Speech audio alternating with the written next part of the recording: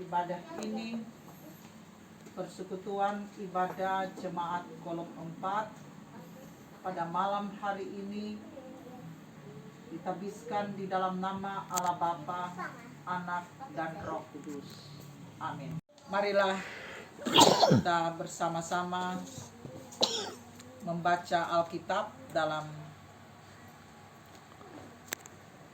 kitab Injil Markus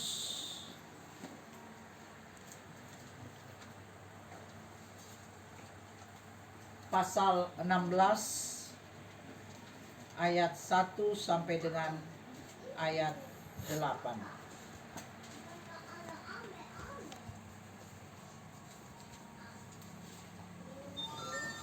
Markus 16 ayat 1 sampai dengan 8 kita baca secara bergantian. Kebangkitan Yesus. Setelah lewat hari Sabat, Maria Magdalena dan Maria ibu Yakobus serta Salome memberi rempah-rempah untuk pergi ke kubur dan meminyaki Yesus.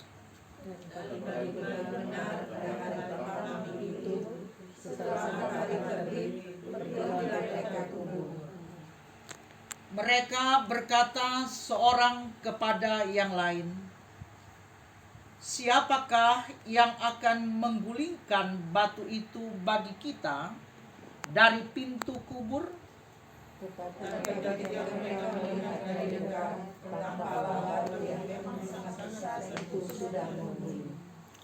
Lalu mereka masuk ke dalam kubur dan mereka melihat seorang muda yang memakai jubah putih duduk di sebelah kanan. Mereka pun sangat terkejut. "Jangan takut, kamu mencari Yesus orang Nazaret yang disalibkan itu. Ia telah bangkit, ia tidak ada di sini. Lihat, inilah tempat mereka membaringkan dia. Tetapi sekarang pergilah, katakanlah kepada murid-muridnya dan kepada Petrus, ia mendahului kamu ke Galilea. Di sana kamu akan melihat dia, seperti yang sudah dikatakannya kepada kamu." Lalu mereka keluar dan lari, mereka meninggalkan kubur itu, sebab gentar dan dahsyat menimpa mereka. Mereka tidak mengatakan apa-apa kepada siapapun juga karena takut. Dengan singkat mereka sampaikan semua pesan itu kepada Petrus dan teman-temannya. Sesudah itu Yesus sendiri dengan perantaraan murid-muridnya memberitakan dari timur ke barat berita yang kudus dan tak terbinasakan tentang keselamatan yang kekal itu. Demikianlah pembacaan Alkitab. Jadi Ibu Pauline yang ke-52 hari ini itu karena kasih karunia dan anugerah Tuhan, sehingga hari ini bersama-sama dengan jemaat Kolom 4 boleh lagi menaikkan syukur kepada Tuhan. Dan selamat kita merayakan Paskah. Yesus Kristus, dia telah bangkit, dia menang atas maut, dan kita bersyukur untuk kasih Tuhan yang sempurna ini bagi kita orang-orang yang percaya, yang disebut sebagai pengikut-pengikut Kristus. Ibu bapak, saudara-saudaraku yang kekasih, ada beberapa pesan yang mau disampaikan melalui Markus 16 ayat 1 sampai dengan ayat yang ke-8 ini. Yang pertama, tentu selalu kita bertanya, mengapa torang kebanyakan orang Kristen termasuk warga gereja Masehi Injili Minahasa beribadah di hari Minggu, ya, sebagai pusat hari beribadah dalam koinonia, dalam persekutuan berjemaat dan bergereja. Ya. Kalau kita perhatikan ayat pertama dan ayat yang kedua, bagian A, maka kita sesungguhnya dapat mengerti mengapa kita beribadah di hari Minggu sebagai waktu sentral dari ibadah kita. Ya. Setelah lewat hari Sabat, ingat ya, setelah lewat hari Sabat, Maria Magdalena dan Maria ibu Yakobus serta Salome membeli rempah-rempah untuk pergi ke kubur dan meminyaki Yesus. Dan pagi-pagi benar pada hari pertama minggu itu, setelah matahari terbit, pergilah mereka ke kubur.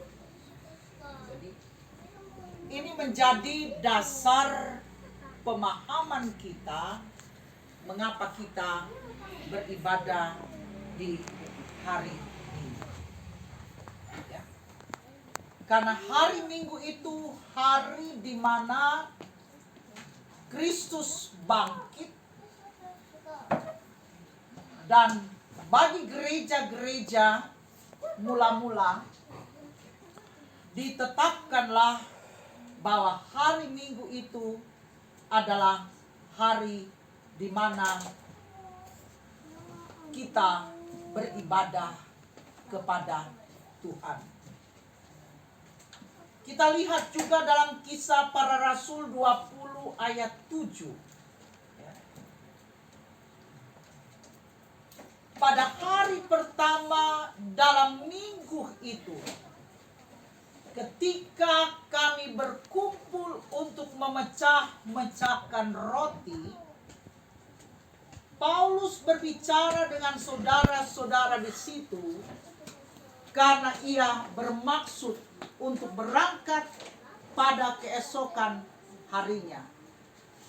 Pembicaraan itu berlangsung sampai tengah malam. Jadi pada hari Minggu itu pula lah bahwa Paulus dan para rasul, umat jemaat mula-mula melakukan ekaristi, melakukan perjamuan kudus sebagai suatu pertanda daripada ucapan syukur.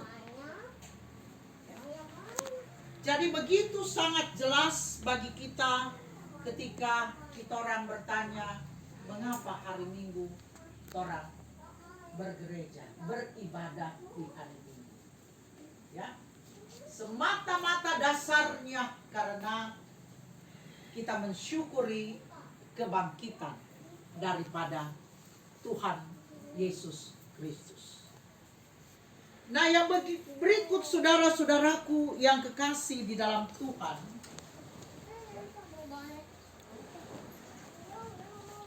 kehidupan yang dinampakkan dalam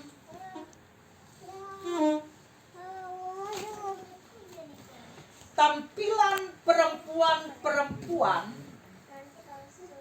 yang hendak ke kubur Yesus. Dikatakan di sini bahwa mereka ada dalam sebuah percakapan, dan percakapan yang berisikan tentang pergumulan mereka sebagai perempuan. Kita tahu bahwa kaum perempuan tidak pernah juga terlepas daripada pergumulan-pergumulan kehidupan. Dan kalau torang boleh bercerita tentang pergumulan torang sebagai kaum perempuan, banyak sekali. Ya. Rasa-rasanya dari pagi-pagi benar sampai tengah malam, semua pagi ulang, torang tetap masih ada dalam kegiatan-kegiatan dan bagaimana memikirkan mencari jalan bagi setiap pergumulan kehidupan. Tuh bapak-bapak Sotasono minta maaf, orang masih lebat pikir mau bikin apa smokol pagi-pagi. Oh? Masih adakah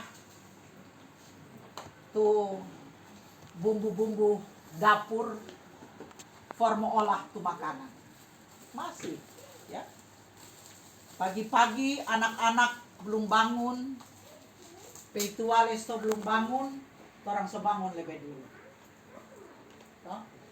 Jadi pendek kata, pergumulan baik laki-laki maupun perempuan mungkin dalam bentuk yang berbeda-beda, tapi tetap selalu ada dalam keadaan yang tidak pernah tidak.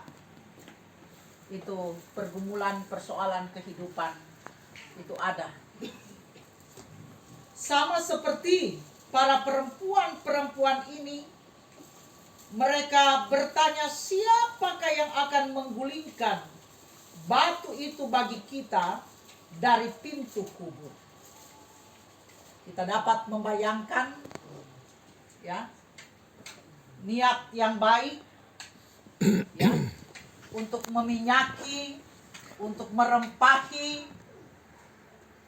jasadnya Yesus, itu niat itu belum tentu mulus untuk boleh terlaksana.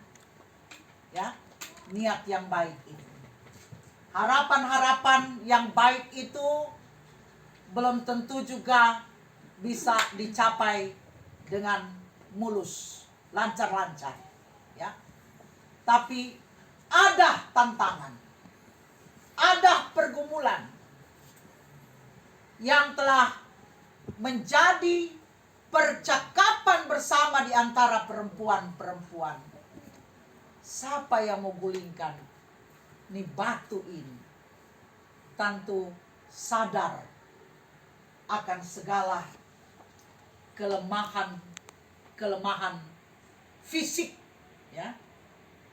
Selalu kan dalam tanda kutip dianggap perempuan itu lemah, kan? Begitu karena secara fisik, secara jasmani, ya. Mar kalau orang mungkin pergi di Bali, orang lihat tuh perempuan-perempuan ada di jalan-jalan, aspal jalan, toh, babeking jalan, DP orang DP bapak cuma pi menyambung ayam, toh, begitu. Tapi inilah sebuah realitas. Ketika ada sebuah pertanyaan, siapakah yang akan menggulingkan batu di pintu kubur? Itu menandakan sebuah kesadaran bahwa begitu sangat terbatas, ya, hakikat kemanusiaan kita bukan hanya untuk perempuan, tapi juga ada laki-laki yang sama rupa perempuan. Ya. Nah, itu berarti ibu bapak saudara-saudara sekalian bahwa apa yang dialami oleh perempuan-perempuan ini juga sering kali kita alami dalam kehidupan ini. Ada kecemasan, ya, ada kekhawatiran, ada keraguan-raguan menghadapi kenyataan-kenyataan hidup. Tapi juga lebih jauh dari itu, kadangkala ada rasa takut. Apakah boleh? Apakah berhasil? Apakah dapat sesuai dengan harapan-harapan kita? Apakah bisa yang kita sementara gumuli, sementara pikirkan, sementara kita kerjakan ini bisa secara tuntas dan sempurna kita boleh mendapatkan hasilnya? Tapi saudara-saudara, Bapak Ibu yang kekasih di dalam Tuhan, bahwa ternyata segala kecemasan, segala ketakutan, kekhawatiran, keraguan-raguan, ya, sebagai perwujudan daripada keterbatasan kita manusia, tidak dapat dikalahkan, tidak dapat dimenangkan oleh kuasa kebangkitan Kristus. Bahwa kuasa kebangkitan Kristus itulah yang telah mengalahkan segala rasa takut, segala khawatir, kecemasan sebagai orang-orang yang percaya. Dan ini dibuktikan dengan perjumpaan mereka dengan seorang muda yang berjubah putih, yang berkata kepada mereka, "Jangan takut. Kamu mencari Yesus orang Nazaret yang disalibkan itu. Ia telah bangkit. Ia tidak ada di sini. Lihat, inilah tempat mereka membaringkan dia." Jadi ibu bapak, saudara-saudaraku yang kekasih di dalam Tuhan, kuasa kebangkitan Kristus telah mengalahkan segala bentuk-bentuk kecemasan, kekhawatiran, dan ketakutan. Orang yang telah berjumpa dengan Kristus yang bangkit, secara pribadi, tantangan, pergumulan apapun tidak akan pernah melemahkan dia. Melainkan selalu akan menumbuhkan semangat untuk dapat lanjut dalam kehidupan ini, dalam situasi apapun. Kuasa kebangkitan Kristus itulah yang menjadi patokan kita untuk berani menghadapi pelbagai kesulitan, pelbagai tantangan, pelbagai segala pergumulan-pergumulan kehidupan. Kuasa kebangkitan Kristus itulah yang telah mendorong kita untuk selalu ada dalam pengharapan. Ya. Apakah di pergumulan sakit, kesulitan-kesulitan ekonomi, bahkan pula juga kesukaran-kesukaran yang seringkali kita hadapi dalam kehidupan ini, kuasa kebangkitan itulah yang akan selalu menumbuhkan, ya, dan mendorong kita untuk maju di kehidupan ini. Karena itu betapa pentingnya ibu bapak saudara-saudaraku berjumpa dengan Kristus yang bangkit itu secara pribadi. Ya, baik di dalam doa, di dalam firman, dalam puji-pujian, ya, selalu kita berjumpa dengan Kristus yang telah bangkit itu. Dia yang telah menang atas maut. Dia telah memberikan torang kehidupan yang kekal, kehidupan yang pasti, ibu-ibu, bapak-bapak, kehidupan yang pasti. Karena itu jangan ragu, ya, jangan ragu, ya. Tapi keyakinan iman kita kepada kuasa kebangkitan Kristus itulah yang selalu memberikan motivasi buat orang. Jangan kalah terhadap penderitaan, jangan kalah terhadap kesusahan, jangan kalah terhadap segala kesulitan, jangan kalah terhadap setiap cobaan-cobaan kehidupan. Karena kuasa kebangkitan Kristus itulah yang akan terus menumbuhkan pengharapan buat orang, bahwa apa yang orang minta, apa yang orang serahkan kepadanya, pasti dia mampukan orang untuk melewati batu-batu pergumulan dalam kehidupan ini. Dan yang terakhir, pesan terakhir adalah ketika orang muda itu yang berbaju putih, dia berkata kepada mereka, tetapi sekarang pergilah, katakanlah kepada murid-muridnya dan kepada Petrus, ia mendahului kamu ke Galilea. Di sana kamu akan melihat dia seperti yang sudah dikatakannya kepada kamu. Ada tugas bersama kita sebagai jemaat kolom 4, sebagai jemaat Yudea Pal 2, sebagai pribadi-pribadi yang hidup di dalam Kristus, sebagai sosok ibu, sosok perempuan yang hari ini berulang tahun ke-52, Ibu Pauline Lesar adalah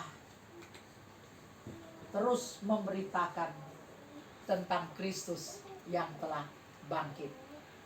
Sebagai sekretaris Komisi Wanita Kaum Ibu Jemaat Yudea Pal 2, Ibu Pauline yang torang kasihi, bukan hanya punya tanggung jawab dalam keluarga, anak-anak dan cucu, tapi punya tanggung jawab iman. Untuk apa? Untuk memberitakan bahwa Kristus telah bangkit. Pemberitaan itulah, ibu bapak, saudara-saudara kekasih, yang akan tetap terus memampukan kita, bahwa kuasa kebangkitan itu akan menumbuhkan iman, pengharapan, dan kasih kita kepada Kristus dan kepada sesama kita. Karena itu biarlah kiranya tak pernah berhenti, torang tetap terus ada di dalam koinonia ini, ya, koinonia untuk berdoa bersama, belajar firman bersama, memuji-muji Tuhan bersama. Itulah yang akan membuat terus torang juga mampu untuk bisa kuat, tambah pengharapan. Tahu kalau torang beribadah bersama, bercerita bersama tentang pergumulan seperti perempuan-perempuan tadi, ketika orang bergumul bersama, niat bersama untuk selalu ada di hadapan hadirat Tuhan, maka tuh batu-batu pergumulan itu Tuhan mampu lewatkan, dan Tuhan mampu untuk membuat kita orang berada di dalam kehidupan yang sesungguhnya. Karena itu biarlah ibu bapak saudara-saudaraku, kita tetap terus melanjutkan tugas bersama kita, memberitakan tentang Kristus yang telah bangkit itu kepada anak-anak, mulai dari keluarga kita sampai di mana saja Tuhan tentukan orang pergi untuk bekerja, berkarya. Di tempat kerja pun orang tetap terus memberitakan tentang Kristus yang bangkit melalui tutur kata dan perbuatan kita dari hari ke hari. Amin.